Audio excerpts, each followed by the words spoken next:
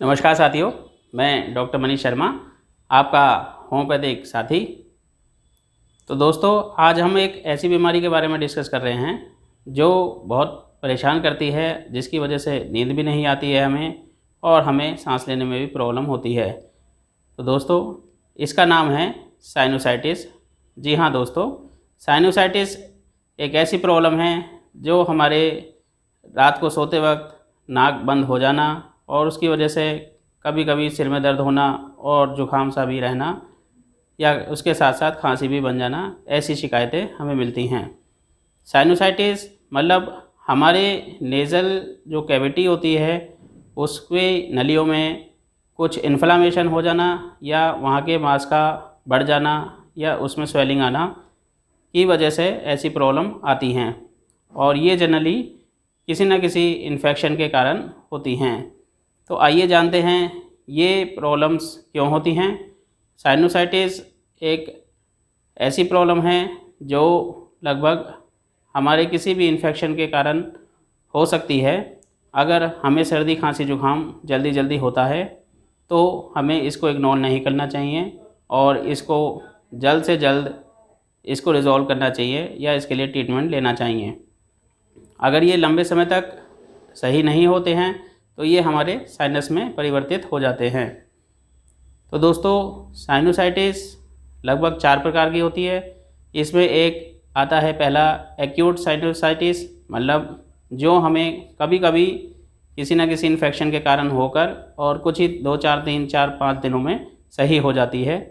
दूसरा आता है क्रोनिक साइनोसाइटिस, मतलब जो हमें साइनोसाइटिस बनी रहती है और इसकी वजह से हमें लगातार रोज़ाना रात को सोने में प्रॉब्लम होती है। हमें कोई ना कोई डिकंजेस्टेंट टाइप की मेडिसिन लेनी पड़ती है या उसके लिए कोई ना कोई मेडिसिन का इस्तेमाल करना पड़ता है और या हमें कुछ विक्स वगैरह का यूज़ करना पड़ता है।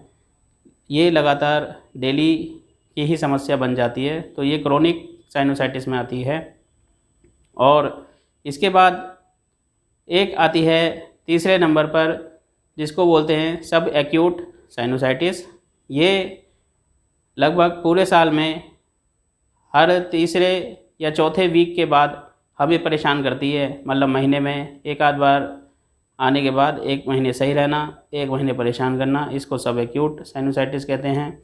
और चौथे नंबर पर आती है रिकरेंट साइनोसाइटिस। रिकरेंट साइनोसाइटिस का मतलब ये होता है कि वो पूरे वर्ष ही हमें परेशान करती है, लेकिन 1-2 हफ्ते के लिए हमें आराम मिलता है और फिर अगले 1-2 हफ्ते के लिए हमें परेशानी का सामना करना पड़ता है। तो ये 4 तरीके के साइनोसाइटिस पाई जाती है और इनके जो कॉमन सिम्टम्स हैं उसमें हमें नेज़ल डिस्चार्ज होना या नेज़ल जो डिस्चार्ज होता है वो पीछे हमारे गले में गिरना और इसके साथ नाक का बंद होना, रात को ठीक तरीके से स्लिप ना हो पाना, पूरी रात नाक बंद होना और हल्का हल्का सिर में दर्द, आँखों में भारीपन और हमारे फेस पे थकावट जैसा महसूस होना, ये इसके कारण हैं।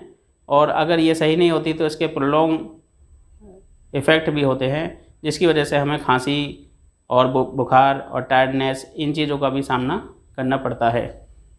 तो दोस्तों, ये साइनोसाइटिस का हम एक तरीके से इलाज अपना घरेलू कर सकते हैं, अगर आप पहले इस चीज़ को घरेलू ही नुस्खे से सही करें।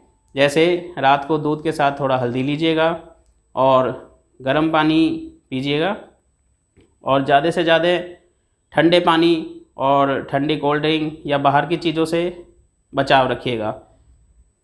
और हमेशा जब भी मौसम परिवर्तित हो तो हमें मौसम परिवर्तित के समय ऐसा ठंडा पानी या कोई कोल्ड ड्रिंक, एकदम चिल्ड वाटर नहीं लेना है, जिससे हमारी ये प्रॉब्लम ना बढ़े और हमें सर्दी खांसी जुकाम और ऐसी समस्या वायरल डिजीज़ों से भी बचना है। ये अक्सर हमारे बैक्टीरियल और वायरल इन्फेक्शन की वजह से होता है और हमारे जो साइनोसाइटिस जो बनती है वो ज़्यादातर बैक्टीरिया की वजह से बनती है, जो अंदर जाके ग्रोथ करने लगता है और वहाँ का नेजल मास बढ़ा देता है। एक और कारण होता है, अगर हमारी कोई इंजरी हुई है नोज़ पर, जिसकी वजह से हमारी नोज़ का कुछ स्ट्रक्चर चेंज हो गया है या हमारे नेज़ल सेप्टम का जो शेप होती है जिसको डीएनएस बोलते हैं वो शेप चेंज होती है, तो उसकी वजह से भी ये साइनोसाइटिस आ जाती है। तो दोस्तों अब रही बात ट्रीटमेंट की, अगर आपको घरेलू ट्रीटमेंट से आराम नहीं मिलता है तो आप इसमें होम्योपैथिक ट्रीटमेंट ले सकते हैं। और मैं यही आपको बताना चाहता हूँ कि अगर आपको शुरुआती दिनों में ही ऐसे लक्षण पता चल जाते हैं तो आप उसे जल्द से जल्द होम्योपैथिक ट्रीटमेंट लें और उसको सही करें, उसको क्रोनिक होने ना दें। दरअसल हम लोग बहुत लापरवाही कर जाते हैं, थोड़ी थोड़ी समय पे जब हमें ये एक्यूट या फिर सब एक्यूट या रिकरेंट एक्यूट प्रॉब्लम होती हैं तो ये हमें तभी रिज़ॉल्व कर लेनी चाहिए, लेकिन हम उन पर ध्यान नहीं देते। कुछ मेडिसिन लेके हम 1-2 दिन के लिए ही उसको विराम लगा देते हैं और जब हम सही हो जाते हैं तो उसके बाद हम रिलैक्स हो जाते हैं और फिर कोई उसका आगे ट्रीटमेंट नहीं करते। और उसके बाद भी जब आपको ऐसी इन्फेक्शन हो तो उसके बाद आप थोड़े कम से कम 8-10 दिन तक थोड़ा ठंडे पानी का या चिल्ड वाटर का या कोल्ड ड्रिंक का परहेज़ रखिएगा।